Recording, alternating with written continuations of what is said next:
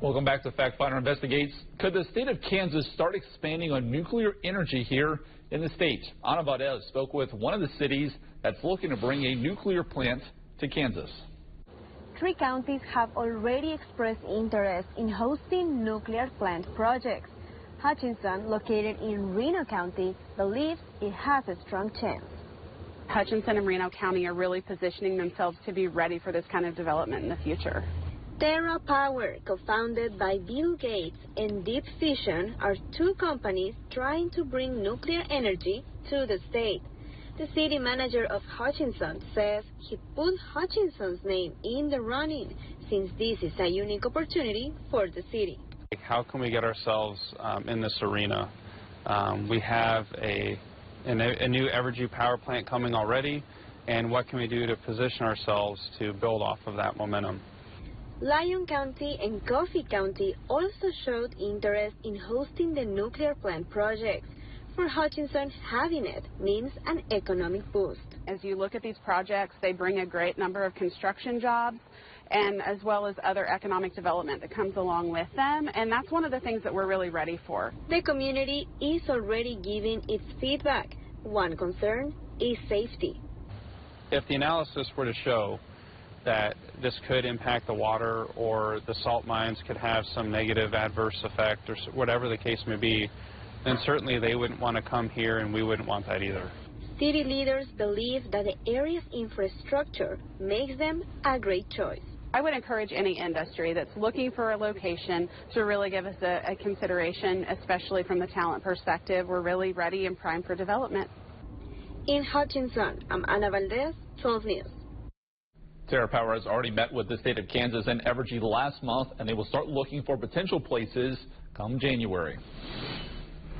I picked up my car on a Saturday and noticed that they had wrecked my car. Factfinder are getting answers and getting thousands of dollars back for a Wichita woman after she says a car repair shop damaged her vehicle. Even after the shop agreed to pay for those repairs, the woman says she's waited more than a year to be reimbursed. LaDonna Collins says her car began leaking oil last year. She took it to this shop, Just Right Auto, for what was supposed to be an easy repair.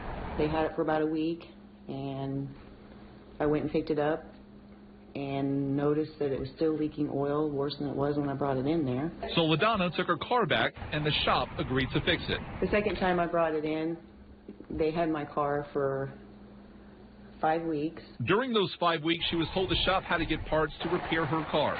But when she went to pick up her vehicle the second time, there was holes in my bumper, there was scratches all over the car was filthy dirty. And then I asked him, I said, hey, what happened here? And he goes, oh, somebody backed into your car. And it's like, what? But LaDonna says it's what she didn't see at first that confused her more. When she got home, she checked the odometer and realized someone drove her car more than 1,500 miles while it was supposed to be in the shop. Yeah, it's like, where did you go out of state? They had to went out of state or something. But they had my car for 5 weeks, so I have no idea.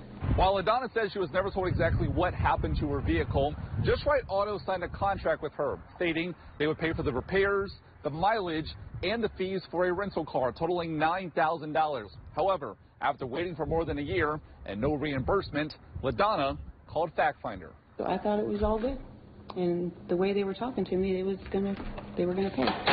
They nothing, not a penny.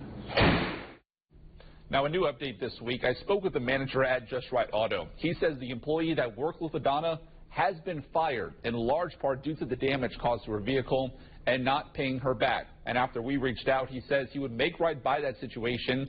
That was delivered this week, as LaDonna told me that after more than a year, she finally received the $9,000 that she was owed. And if you have a story we do want to hear from you, you can call us or email our investigators at the address and the number you see there on your screen. We'll look into interview issues and hope to get solutions for the next Factfinder Investigates.